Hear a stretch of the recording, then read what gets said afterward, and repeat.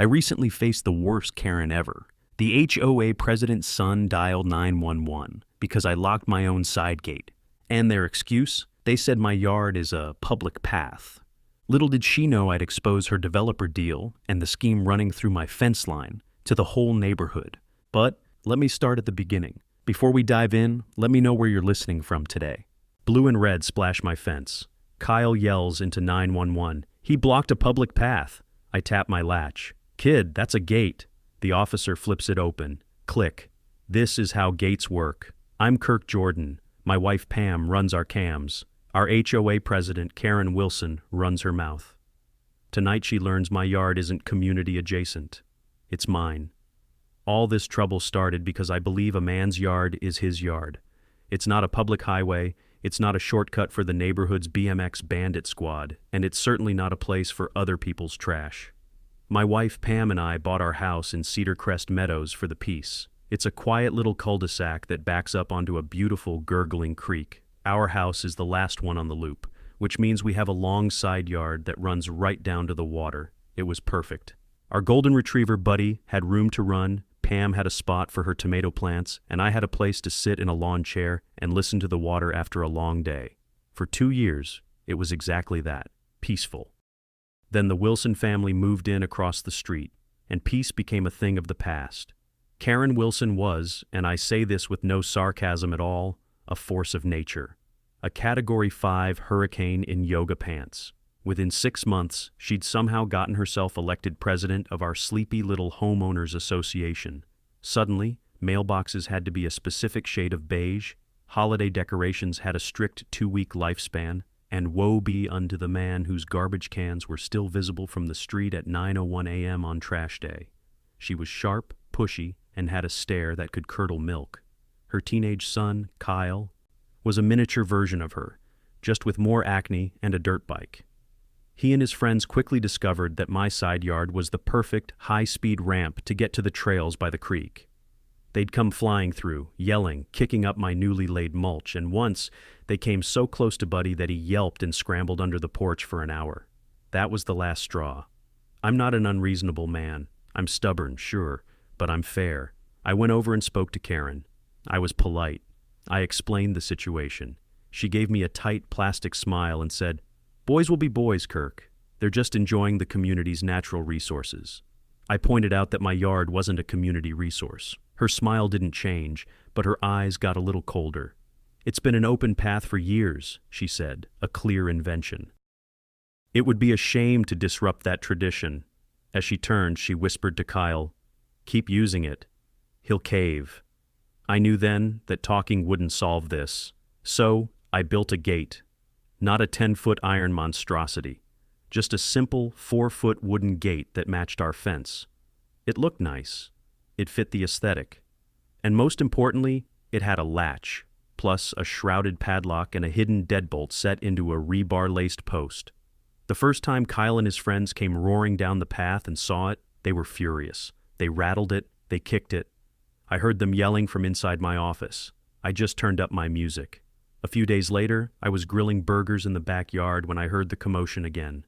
This time, Kyle was screaming into his phone. 10 minutes later, a police car, lights flashing, pulled into our quiet cul-de-sac. 2 officers got out. One was young, looking tense and ready for action. The other was older, with a mustache and the weary eyes of a man who had seen it all. Karen was already marching across her lawn, her face a perfect mask of concerned authority. "Thank you for coming, officers," she said, loud enough for the whole neighborhood to hear. "My son and his friends were trying to use the public access path to the creek, and this man," she pointed a finger at me, "has illegally barricaded it. They're trapped." I stayed calm. I wiped my hands on a towel and walked over. Pam was right behind me, her phone held up, recording everything. She's smart like that. I explained to the older officer that it was my private property and I'd put up a gate to stop kids from tearing through my yard. Kyle, playing his part, was practically hyperventilating. "He's holding us hostage. We can't get to the creek."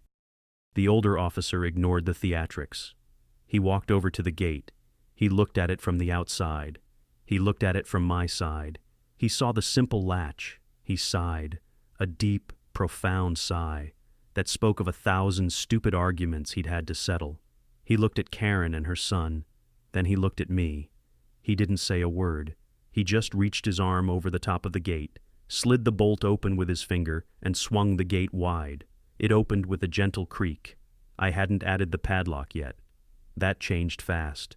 He turned to Kyle, his face completely deadpan. "This," he said, his voice gravelly and slow, "is how gates work." Kyle blinked. "So, we're not trapped?" The officer stared. "Kid, if you were trapped, you wouldn't be filming it." Karen hissed, "This is a public path." I pointed at my grass. "Public path with my mower lines?" The young cop snorted. The older one added, "Ma'am, sidewalks are public, backyards are hobbies." The young officer behind him choked back a laugh.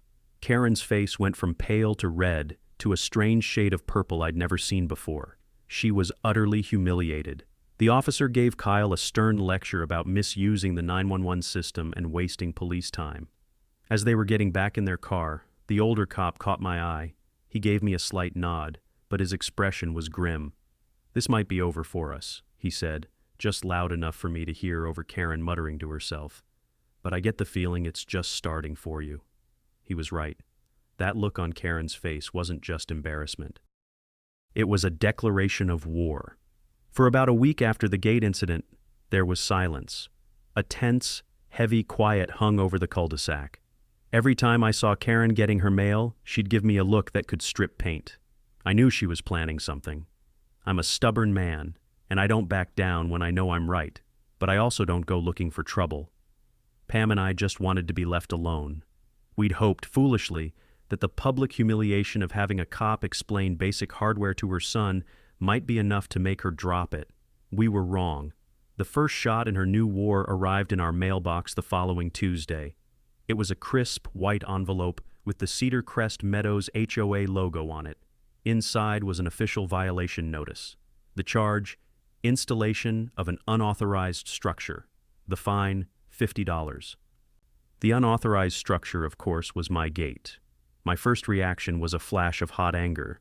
My second was a cold, methodical calm. This is what she was going to do. She couldn't win in the real world with logic and police officers, so she was going to use the petty kingdom of the HOA, where her word was law. "Okay," I said to Pam. "If she wants to play by the book, we'll play by the book. But we'll use the whole book, not just the pages she likes." Pam, ever the organized one, immediately created a new folder on our computer labeled HOA War. She's the tech wizard and the master of documentation. I handle the stubborn resistance. We make a good team. I spent that evening with a glass of bourbon and a copy of the HOA covenants, conditions, and restrictions, the CC&Rs. It was 150 pages of mind-numbing legalese, but I read every single word, and there it was, on page 87, Section 9, Paragraph B. Fences and gates are permissible on side yards, provided they are constructed of wood or approved composite material, do not exceed 6 feet in height, and maintain a consistent aesthetic with the property. My gate was 4 feet high, made of cedar to match my fence, and looked like it had been there forever. It was perfectly, unimpeachably compliant. I wrote a polite, formal letter to the board, quoting the bylaw verbatim, and sent it via certified mail. I thought that would be the end of it. 2 weeks later, the second letter came. They had rejected my appeal. No reason was given. The fine was now $100, plus a $25 late fee. That's when the floodgates opened. Suddenly, we were in violation of everything. A notice for improper lawn maintenance appeared on our door because a patch of grass near the sidewalk was, and I quote, "a 1/4 inch above the maximum allowable 3-inch height." We got another one because I had left our garbage cans at the curb until 6 p.m. on trash day, a full hour past the 5 p.m. deadline. Each notice was a $50 fine. It was a death by 1,000 paper cuts, a campaign of systematic harassment designed to bleed us dry and break our will. The worst part was the inspections. Around 10 o'clock at night, twice a week, Karen and a toad-faced board member named Gary would conduct what they called nightly compliance checks. Pam caught them on our Ring camera. 2 shadowy figures with high-powered flashlights creeping along the sidewalk, shining their beams into our windows, meticulously searching for any tiny infraction. They lingered in front of our house far longer than anyone else's. It was creepy. It felt like being watched, hunted. That's when Pam had the idea for the wall. "We need to see it all at once," she said. "We need to visualize the pattern." We cleared a huge corkboard in my home office. She printed everything, every violation letter, every threatening email, copies of the checks we refused to send, screenshots from the Ring camera showing Karen and Gary on their nightly prowl. She printed the relevant pages of the bylaws and highlighted the sections we were compliant with and the sections they were ignoring. We pinned my certified mail receipts in a neat row. It started to look like one of those conspiracy boards you see in detective movies, with strings of yarn connecting different pieces of evidence. It was our proof wall. Our neighbor Finley, a retired accountant with a love for gossip and a healthy distrust of authority, saw what was happening. He caught me one Saturday while I was edging the lawn, making sure it was exactly 3 inches, of course. "She's trying to squeeze you out, Kirk," he whispered, leaning over the hedge. "She did the same to the Millers a few years back over the color of their front door, fined them into the ground until they painted it HOA approved taupe." He shook his head. "She once tried to fine me for unharmonious wind chimes." Finley became our eyes and ears, a source of intel from the neighborhood's old guard. Finley peered over the hedge. "Unharmonious wind chimes," he sniffed. "She said mine were in B-flat."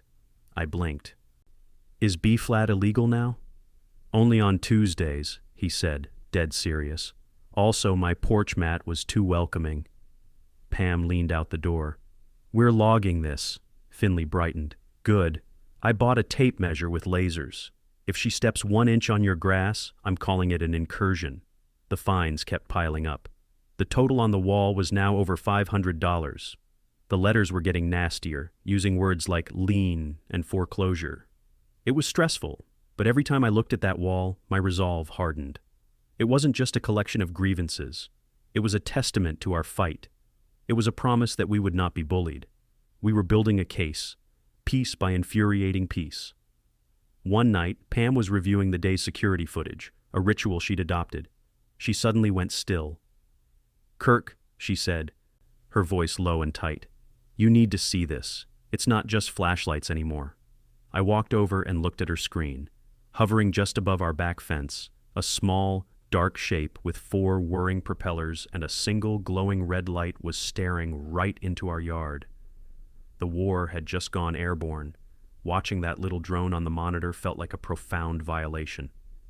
It was one thing for Karen to creep around on the sidewalk with a flashlight. It was another thing entirely for her to send a flying camera to spy on us in our own backyard. The drone hovered for a full 2 minutes, its camera swiveling, pointing directly at the gate, then panning across our patio, before it zipped up and away, disappearing over the trees behind our house. My first instinct was primal. I wanted to run outside with a baseball bat, a garden hose, a fishing net, anything to knock that little pest out of the sky. I imagined the satisfying crunch it would make. I was furious. My hands were clenched into fists. Pam put a hand on my arm. She's always the calm one when I get heated. "Don't," she said softly. "That's what they want. If you break it, you're the one committing a crime, destruction of property. They'll call the cops on you, and this time they'll have a real reason." She was absolutely right. Lashing out would only make me look like the unreasonable, aggressive one. It would play right into Karen's narrative. We couldn't beat her by playing her game. We had to be smarter. We had to use the rules, logic, and the law, the very things she was twisting for her own purposes. Our new strategy became simple. No illegal jamming, no physical confrontation. Just meticulous observation and documentation. Pam, my brilliant, tech-savvy wife, immediately went into research mode. She replayed the security footage, zooming in and enhancing the image until she could identify the make and model of the drone, a popular high-end consumer model. Then she spent the next hour becoming an expert on FAA regulations for unmanned aerial vehicles in residential areas. It turned out there were quite a few. Recording into our fenced yard violated state privacy laws. The drone's FAA registration and our city's nuisance ordinance made the case clean. The next evening, we were ready. We sat in the living room, pretending to watch TV, but our eyes were on the security feed on Pam's tablet. Sure enough, just after dusk, it appeared again. This time, Pam was prepared. She had her DSLR on a tripod by the back window, steady and time-stamped. As the drone hovered, she started snapping pictures. The shots were razor clear, and then she got the money shot. As the drone turned, the setting sun glinted off the side, and she got a perfect high-resolution image of the FAA registration number printed on its landing gear. It was a tiny string of letters and numbers, but it was as good as a license plate. I could have kissed her. While she was doing that, I was on my laptop with a flight tracking app that a pilot friend had told me about. I logged the drone's position, its altitude, and the exact time and duration of its flight over our property. We did this for 3 nights in a row. We built a perfect, undeniable record of every single incursion. On the 4th day, we acted. We didn't call Karen. We didn't send an angry letter to the HOA. We went official. We filed a police report and an FAA complaint, then sent a certified letter to the HOA board with both case numbers. The letter simply stated that we were being subjected to drone surveillance, that we had gathered evidence, and that we had filed official reports with the police and the FAA. We included the report numbers for her reference. It was a strategic masterstroke. We weren't accusing her directly. We were just informing her that we were taking the harassment seriously and creating a legal paper trail that led straight to her doorstep. The effect was immediate. The drone disappeared. It didn't come back the next night, or the night after. The violation notices for trivial things kept arriving in the mail like clockwork, but the aerial surveillance stopped cold. We knew we had struck a nerve. We had shown her that we wouldn't be intimidated and that we knew how to fight back within the system. A few days later, our neighbor, Finley, appeared at our door with a plate of still-warm snickerdoodles. He had a conspiratorial glint in his eye. "Heard you had a peeping tomcat with propellers," he said with a chuckle. He lowered his voice. "Just so you know, I saw Karen's boy, Kyle, down at the park last month, bragging to his friends about the fancy new drone his mom bought him. Said it could see a grasshopper from 400 feet. The final piece of the puzzle clicked into place. It wasn't some random person. It was her son, almost certainly at her direction. On our proof wall, a new section was born. It held glossy prints of the drone, copies of the FAA complaint, the police report number, and my handwritten logs of its flight times. The wall was becoming a formidable beast, a detailed chronicle of a petty tyrant's campaign. We felt like we were gaining control, but we still didn't understand the most important part. Why? Why this insane, obsessive focus on our gate? It seemed like a ridiculous amount of effort for a simple shortcut. We wouldn't have the answer until one evening Pam, who had been digging through public records online for weeks, let out a sudden, sharp gasp. "Kirk. Oh my God, Kirk. I found it," she said, her eyes wide as she stared at her computer screen. "I know why she wants that gate gone. It's not about the kids. It was never about the kids." I walked over to Pam's desk and she pointed to her monitor. What I saw made the blood run cold in my veins. It wasn't just one document. It was a whole chain of them. She had started by looking up old HOA meeting minutes, which were public record, and noticed a vague reference to a creekside beautification project. That led her to the County Planning Commission's website, where she filed a public records request for any and all communications related to zoning variances near Cedar Crest Meadows. It had taken weeks for the request to be fulfilled, but the documents had finally arrived in her inbox that afternoon. The centerpiece of the files was a series of emails between Karen Wilson, using her official HOA president email address, and a man named Marcus Thorne, a vice president at a company called Creekview Developments. One HOA invoice literally read, "Corridor assessment, paid from HOA funds." The emails laid out a secret backroom deal in stunning detail. Creekview had purchased the large, undeveloped parcel of land on the other side of the creek from our neighborhood. Their plan was to build a resort of small, high-end eco-cabins for wealthy tourists looking for a rustic getaway. A key part of their marketing plan, the thing that would justify the $1,000 a night price tag, was an exclusive, private nature trail and direct creek access for their guests. To get that access, they needed a path from their new development to the existing trails on our side of the creek. They needed a bridge, and they needed a path leading to it. Pam clicked open a PDF attachment from one of the emails. It was a site plan, a professional architectural map. A thick red line designated a proposed pedestrian access corridor. That red line ran from a planned footbridge over the creek, through the HOA common area, and then straight down the side of a residential lot to the cul-de-sac. I leaned closer to the screen. My heart pounded in my chest. The lot the corridor cut through was ours. My side yard, the one with the new gate, was the linchpin for their entire multi-million-dollar development plan. The map was a deliberate fraud. It showed the corridor running through a public right-of-way, but Pam and I knew from our property survey when we bought the house that no such right-of-way existed.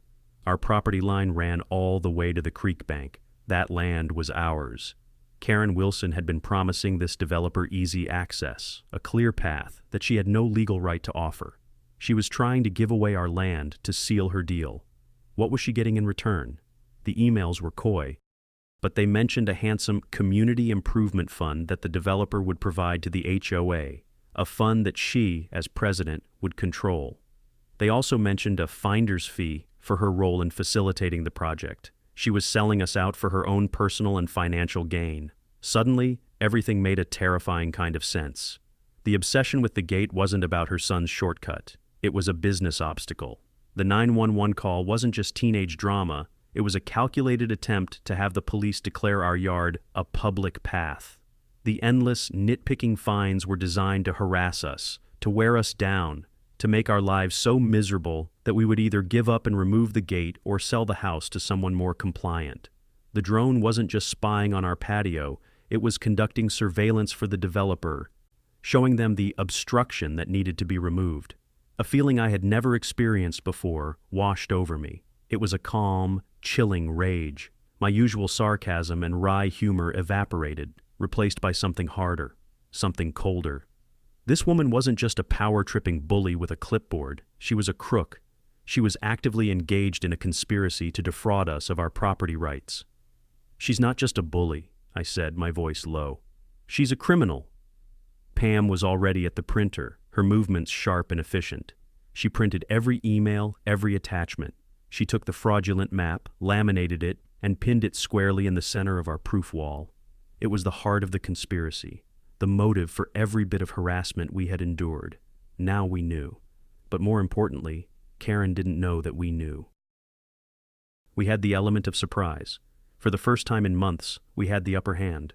We decided right then to keep this bombshell to ourselves. We would let her continue to think she was the one in control. We would let her make the next move, and we didn't have to wait long. A few days later, a new letter arrived from the HOA. It was printed on red paper. It was a final notice. It stated that if the unauthorized structure was not removed within 48 hours, the HOA would place a lien on our property and begin legal proceedings. The deadline was Saturday at midnight. I checked the weather forecast. A massive thunderstorm was predicted to roll in on Saturday evening, the kind of storm that knocks out the power, where the roar of the wind and the crash of thunder can cover up all sorts of other sounds. It felt like the world was setting the stage for a final, ugly confrontation. The storm arrived right on schedule, a full-blown tempest. The wind screamed like a banshee, and rain hammered against the house in sheets. The lights had been flickering for an hour, threatening to give up at any moment. It was the kind of night that makes you want to lock the doors, curl up on the couch, and wait for morning. But Pam and I weren't relaxing. We were on high alert. The HOA's midnight deadline was approaching, and we knew Karen wasn't the type to let it pass without a fight. We had every camera we owned running, the Ring doorbell, the cameras on the corners of the house, and a new, battery-powered trail cam that Pam had strategically hidden in a birdhouse aimed directly at the side gate. We were watching and waiting. 11:58 p.m. The wind howled. 12:07 a.m. The lights flickered. 12:11 a.m. Motion ping. I pulled up the live feed on my tablet. Two figures, shrouded in dark hoodies, moved through the driving rain toward the gate. Even in the grainy night vision footage, I could tell from their builds it was Kyle Wilson and one of his lanky friends. The friend was acting as a lookout while Kyle knelt by the gate. He pulled something from his backpack. It was long and metallic. The security light glinted off it for a second, and my blood ran cold. Bolt cutters. Every rational thought flew out of my head. All the planning, the documentation, the strategy, it all vanished, replaced by a raw, protective instinct. These weren't just kids anymore. This wasn't a prank. They were on my property, in the middle of a storm, with tools, actively trying to break in. Pam, call 911. Tell them someone is breaking into our property right now, I said, my voice tight. Body cams like clean audio, Pam said. Hands visible. I've got the angles. I didn't grab anything. No bat, no flashlight. I wasn't looking for a fight. I just needed to stop them. I slipped out the back door into the raging storm. The wind and rain hit me like a physical blow. I rounded the corner of the house, my feet slipping on the wet grass. They hadn't heard me approach over the howl of the wind. They were focused on the gate, Kyle struggling to get the jaws of the cutters around the thick metal of the latch. "Get away from my gate!" I yelled, my voice raw against the thunder. Kyle whipped around. "You can't own nature." "Cool," I said. "Then nature can buy the fines," his buddy whispered. "Dude, cops." "Smart choice," I coughed from the mud. "Attack the camera angle with the most pixels." They jumped like they'd been shot. Kyle spun around, his face a mask of panic and anger. He saw me, and without a second of hesitation, he lunged. He wasn't a big kid, but he had momentum. He shoved me, hard, in the chest.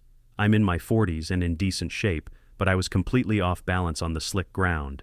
My feet went out from under me. I stumbled backward. My heel caught on a loose paving stone I'd been meaning to fix, and I went down. Hard. The back of my head hit the soft, muddy lawn with a dull thud.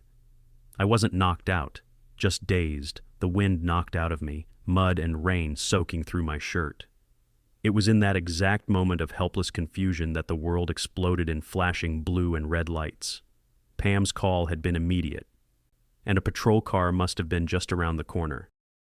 The piercing wail of a siren cut through the storm's roar as the car screeched to a halt at the end of our driveway. The sight of the police car sent the two teens into a full-blown panic. Kyle dropped the bolt cutters with a clang, and they both took off, sprinting across the lawns and disappearing into the darkness between the houses. The car doors flew open, and I recognized the same two officers from the first 911 call. They ran toward me, their flashlights cutting beams through the rain. They saw me on the ground, muddy and disoriented. They saw the bolt cutters by the gate. Before I could speak, a new voice cut through the chaos. "He attacked my son."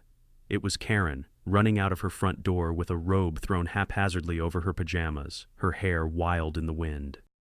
Porch lights snapped on, phones rose. "I saw the whole thing. Kirk Jordan assaulted my boy. My son was just trying to come home." It was a trap, a perfectly orchestrated diabolical trap. She had sent her son to do the dirty work, and she was waiting, ready to flip the script the moment the police arrived. The young, tense officer was looking at me with suspicion. "Sir, can you tell us what happened?" he asked, but his tone was accusatory. From his perspective, all he saw was me, a grown man on the ground, two teenagers running away in terror, and their mother screaming about an assault. It was my word against hers. In the middle of a storm, with the evidence scattered and my head still spinning, I felt a crushing wave of despair. This was it. This was how she was going to win. By framing me. This was my lowest point. I had followed every rule, played everything by the book, and here I was, the victim, being treated like the criminal. Just as the officer was helping me to my feet, my mind racing to find the words to defend myself, Pam stepped out onto the porch. She was holding her tablet, its screen glowing in the dark. The rain slicked her hair to her face, but her expression was one of absolute, unwavering calm. Her eyes, however, were blazing. "Officer," she said, her voice clear and strong, cutting through the wind and the rain and Karen's hysterics. "You need to see this, and so does she. We'll watch at half speed. Truth like slow-mo." She walked down the steps and turned the screen towards Karen. On it, a video was already playing. Karen's face, illuminated by the glow of the screen, went completely, utterly white. Because the video wasn't just from our camera. The first video Pam showed the officers was from our hidden trail cam. The battery backup had worked perfectly. The infrared footage was clear and undeniable. It showed Kyle and his friend creeping up to the gate. It showed the bolt cutters. It showed me coming out and yelling, not charging. And it showed, from a perfect side angle, Kyle turning and shoving me, a clear, unprovoked act of aggression that sent me sprawling to the ground. Karen started sputtering immediately. "That video is fake. It's been edited. My son was frightened. He was just defending himself." The older officer, the one with the weary eyes, just held up a hand to silence her. "Ma'am," he said patiently, "let's just watch." But Pam wasn't finished. She swiped the screen and a new video began to play. This one was from a completely different angle, higher up, looking down on the whole scene from across the street. "My neighbor, Mr. Finley, has a security camera in his upstairs office window," Pam explained calmly. "He saw the commotion and texted me the file a minute ago. He said his camera records everything." Finley's footage was devastating to Karen's story. From his vantage point, you could see the teens weren't just standing there. They were actively trying to break the lock. You could see that I had kept a safe distance before Kyle lunged at me. There was no ambiguity. Then came the final nail in the coffin. "There's one more," Pam said, her voice like ice. She swiped again. This video was shakier, clearly filmed on a cell phone from a window. "Another neighbor was woken up by the shouting," Pam said. She was scared, but she filmed it. This third video had the best audio. You could hear my voice, clear as a bell over the storm. "Get away from my gate!" Then you could hear Kyle's voice, full of teenage venom, yell an expletive as he shoves me, followed by the thud of my fall. 3 different angles, 3 different sources, all telling the exact same story. It was a digital fortress of truth. In that moment, under the flashing police lights and the pouring rain, the entire power dynamic of our little cul-de-sac was rewritten. Karen Wilson's carefully constructed lie fell apart in less than 60 seconds. She stood there, speechless, her mouth opening and closing like a fish, as the evidence of her son's crimes played out on a tablet screen for everyone to see. He wasn't a victim.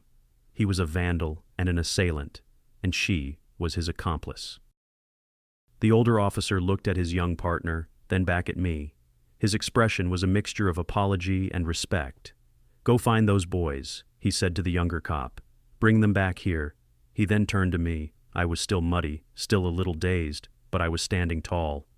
"Mr. Jordan," he asked, his voice now formal, "given this evidence, are you interested in pressing charges?" I looked past him, directly at Karen. Her face was a twisted mask of pure, undiluted hatred. I thought about the months of letters, the fines, the creepy inspections, the drone, the developer deal. I thought about how she had tried to use the system to crush us. "Yes, officer," I said, my voice steady and clear. "I am, for trespassing, criminal mischief, and assault." They brought Kyle and his friend back, both of them now sobbing and making pathetic excuses. The officers weren't having any of it. They cited both teens, and because of the assault and the use of the bolt cutters, it wasn't just a slap on the wrist. It was a matter for juvenile court. They took the bolt cutters as evidence. The older officer took a full, detailed statement from me and Pam, and he copied all 3 video files onto a department laptop. HOA writes fines. Police write laws. As he was leaving, he gave me a wry smile. "Well, Mr. Jordan," he said, "looks like we've now had a practical lesson on how bolt cutters work, too." Karen herded her blubbering son back into their house, but not before she shot me one last look. It was a look that promised revenge. She had been publicly beaten, her son was in legal trouble, and her lies were exposed. But she was still on the HOA board. The battle of the bolt cutters was over, and we had won. But I knew the war was far from finished. The next morning, as Pam and I sat at the kitchen table, sipping coffee and reviewing the events of the night, a new resolve settled over us. "She's cornered now," Pam said, looking at our proof wall. "She's going to use the full power of the board to retaliate. We can't just defend anymore. We have to go on the offensive. And I think I know a way to use their own ridiculous rules against them." Of all the petty, selectively enforced rules in the HOA handbook, Karen's favorite weapon was the one about nuisance noise. It was a masterpiece of vagueness, prohibiting any sound that could unreasonably disturb a neighbor's peace and quiet. There was a specific decibel limit mentioned in the fine print, 55 decibels after 10 p.m. But in practice, the rule was whatever Karen decided it was. This was the bylaw she had used to fine a family whose children were laughing excessively in their own pool, and the one that had prompted the infamous warning to neighbor Finley for his unharmonious wind chimes. It was a tool of intimidation. Pam's plan was to turn that tool right back on its creator. "Every Tuesday and Thursday night, like clockwork," Pam said, pointing to the logbook she kept of Karen's activities, "she and Gary do their security patrol in his golf cart. Gary's golf cart was his pride and joy. It was an old, beat-up thing that he had customized with a lift kit, oversized tires, and an engine that sounded like a lawnmower in a blender. It was, to put it mildly, not quiet. "I'll bet you anything," Pam said with a grin. "That thing breaks their own noise rule." The idea was so simple, so beautifully petty, that I had to laugh. It was a sting operation, HOA style. The first step was acquiring the right equipment. I went online and ordered a professional-grade certified decibel meter. It was the same model used by city code enforcement. It wasn't cheap, but I considered it a necessary investment in our ongoing legal defense fund. When it arrived, I spent an afternoon testing it, learning how to calibrate it and get accurate readings. We were going to do this by the book, with evidence that would be impossible to dismiss. That Tuesday night, we set our trap. At 9:45 p.m., we took our positions. Pam was stationed in the upstairs office, her camera with the zoom lens mounted on a tripod and focused on the street below. Her camera's display showed a timestamp, which was crucial. I was in the garage with the main door open, just a crack, hiding in the shadows with the decibel meter. Our secret weapon was neighbor Finley. He had enthusiastically agreed to be our third-party witness. His role was to be taking out his recycling at the exact moment the patrol passed, filming the entire event on his phone from his driveway across the street. At 10:17 p.m., we heard it. The distinctive sputtering roar of Gary's golf cart echoed down the quiet street. They were making their slow pass, flashlights beaming into gardens and windows. As they approached our house, I held up the decibel meter, its screen glowing in the dark. The needle jumped. 60 decibels. 65. As the cart chugged directly in front of our driveway, with Karen sitting smugly in the passenger seat, the meter peaked at a whopping 72 decibels. Gary revved like a blender. "Routine patrol," Pam called from the window. "Routine violation." Karen cupped her hands. "Prove it." I held up the meter. I did. Finley, loudly to his phone, "This is Kirk, live at Operation Loud Cart. Today's forecast, tickets." The rule says 55 dB after 10 p.m. They hit 72. I filmed the reading on my phone as it happened. Pam captured a perfect video of the cart passing, and Finley's video from across the street provided the final corroborating angle. We had them, dead to rights. The next morning, I drafted the most meticulously detailed, formally worded complaint the HOA had ever received. I used their own official nuisance noise complaint form. I described the incident, listed the date and time, and stated the recorded decibel level. I attached a notarized affidavit swearing to the accuracy of my measurements. I included a link to a private web page where I had uploaded all 3 time-stamped videos, shot from 3 different angles, for the board's review. I filed the complaint against Gary as the operator of the vehicle and against Karen Wilson as the supervising HOA president on official patrol. I formally requested that the standard fine for a first-time noise violation, $100, be levied against each of them. And here was the masterstroke. Instead of just sending it to Karen, I sent the entire complaint package via certified mail to the home address of every single member of the 5-person HOA board. There was no way for her to intercept it or sweep it under the rug. Everyone was going to see it. The result was glorious. The board was forced to address the complaint at their next meeting.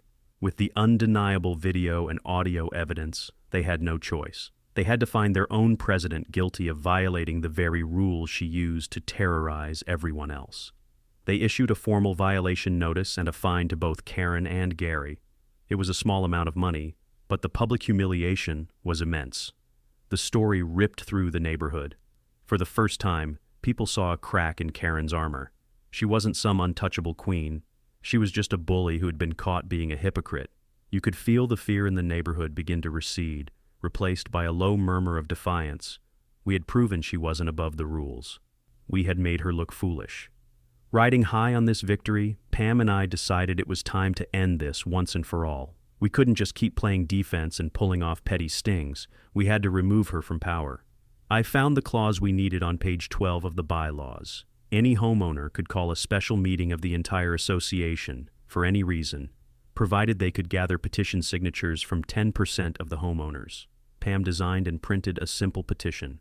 The heading was clear: a special meeting to address abuses of power and to hold a vote of no confidence in the current HOA president. It was time for a town hall showdown. Gathering the signatures was like rolling a boulder downhill. The moment we started, it gained its own momentum. The story of the bolt cutters had shocked everyone, but the story of the decibel meter sting made them laugh. It showed them that Karen wasn't invincible. Neighbor Finley was the first to sign, his signature a triumphant flourish. Sarah, the young mother from down the street who had filmed the assault on her phone, signed next. She fined me $200 because my daughter's birthday balloons were non-compliant colors, she told me, her voice shaking with anger. It's about time someone stood up to her. One by one, our neighbors came to our door to sign. People we barely knew stopped us on the street. In less than 48 hours, we had signatures from nearly a third of the homes in Cedar Crest Meadows. We had more than enough. We formally submitted the petition, and the board was legally obligated to schedule the meeting. It was set for a Thursday night in the community clubhouse. When the night arrived, the room was packed. I had never seen more than 10 people at an HOA meeting before. Tonight, there were at least 100. The air was electric with anticipation and resentment. It felt less like a community meeting and more like a tribunal. Karen, Gary, and another one of her loyal board members sat at a table at the front of the room. They looked like they were facing a firing squad. Pam and I set up our laptop, connected to a large projector screen. Karen tried to take control from the start, attempting to bog the meeting down in procedural nonsense. But I had memorized Robert's rules of order. I calmly and correctly countered her every move, forcing her to stick to the agenda that we had set. Karen snapped, "Point of order, this entire slideshow is prejudicial." I smiled. "Point of order sustained, by the facts." Laughter rippled. She tried again. I moved to table. "Out of order," I said, tapping the rules. "You can't table the agenda you didn't set." The secretary coughed into the mic. "He's correct." From the back, Finley stage whispered, "Objection sustained, your gateness," and the room finally settled to listen. When it was my turn to speak, I walked to the front of the room. I wasn't angry or emotional. I was calm, factual, and prepared. I was just a homeowner telling my story. "It started," I began, "with a simple gate. I projected a photo of the gate onto the screen.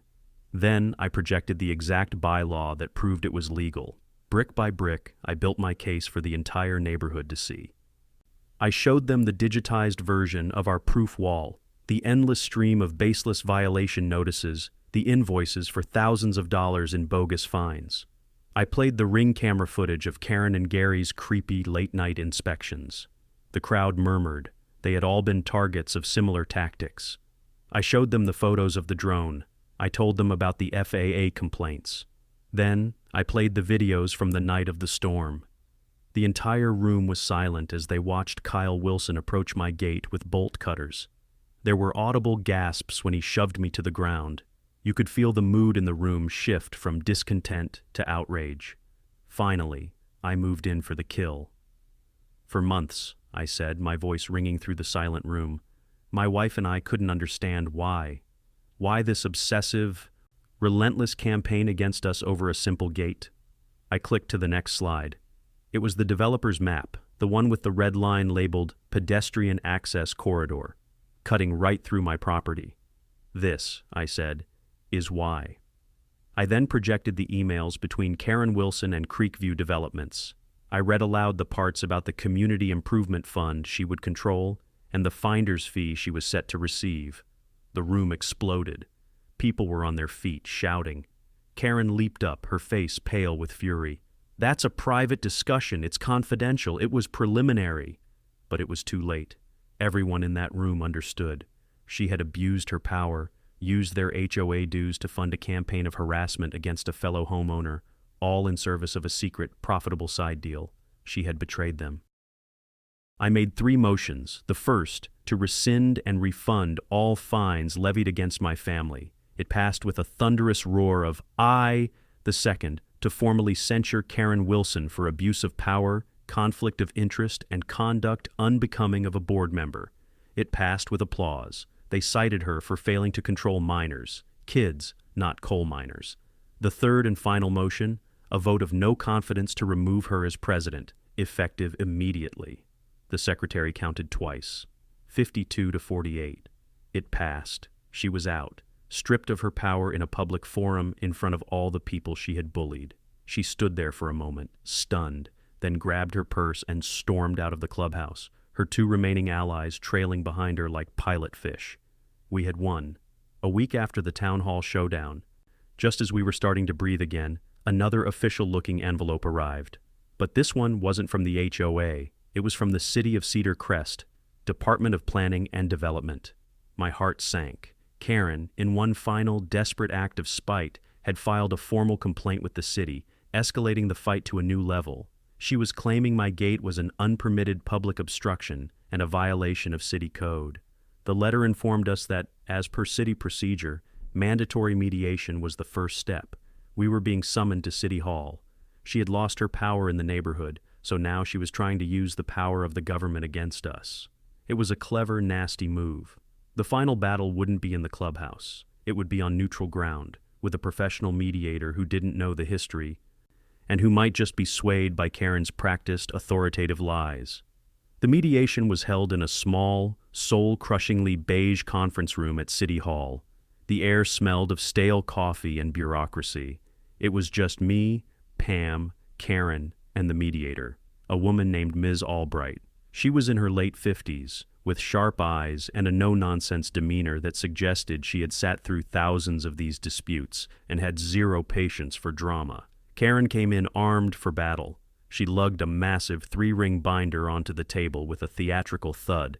She was dressed in a severe business suit, ready to play the part of a dedicated public servant. Ms. Albright started the meeting. "Ms. Wilson, since you filed the complaint, you can begin."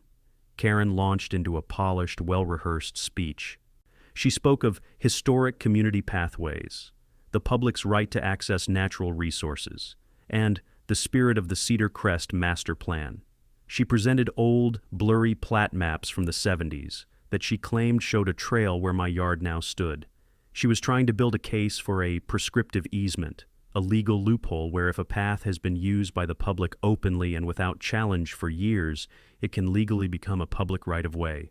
She painted me as a selfish newcomer, a greedy landowner trying to wall off a piece of the community for himself. She was good. I saw Ms. Albright nodding thoughtfully, making notes. I felt a flicker of doubt. When it was my turn, I didn't touch the binder of documents Pam had prepared. I didn't need it yet. I just sat forward and spoke calmly and directly to Ms. Albright. "Miss B. Albright," I started, "my wife and I purchased our home 3 years ago. As part of that purchase, we had a licensed surveyor conduct a full boundary survey." I slid a single folded document across the polished table. "This is a copy of that official survey. As you can see, our property line, as legally recorded with the county, extends all the way to the creek bed. There is no public easement of any kind noted on our deed." I let that sink in for a moment. The issue of so-called public access was never mentioned, by anyone, until the day after I installed a simple gate to prevent ongoing trespassing, which included property damage and a near injury to our dog. I looked over at Karen, whose professional mask was beginning to slip. Her jaw was tight. I then addressed the heart of her complaint. "Ms.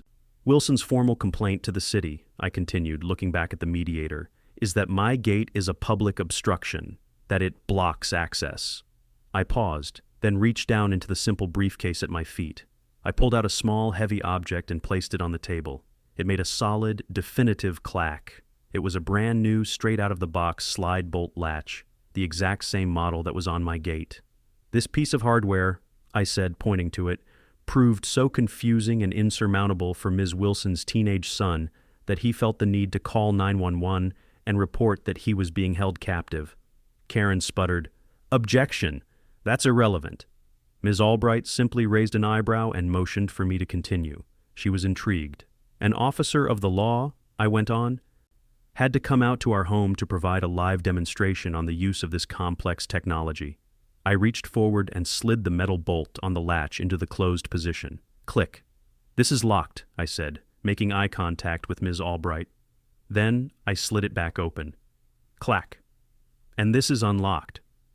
I leaned back in my chair and delivered the final line, the one I had been waiting to use for months. I used the same deadpan, weary tone as the police officer from that very first day. "This," I said, letting the words hang in the air, "is how gates work." A tiny smile, quick as a flash, appeared at the corner of Ms. Albright's mouth. She got it. She understood everything. She saw the petty, vindictive core of the entire complaint.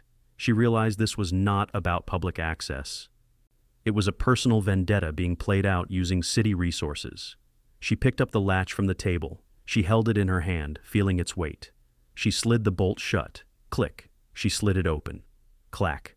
Then she placed it back on the table and looked squarely at Karen, her professional warmth completely gone, replaced by a firm, dismissive chill. "Ms. Wilson," she said, her voice final, "a gate is not a wall. A simple, unlocked latch is not a public obstruction. Your complaint has no merit." The mediation was over.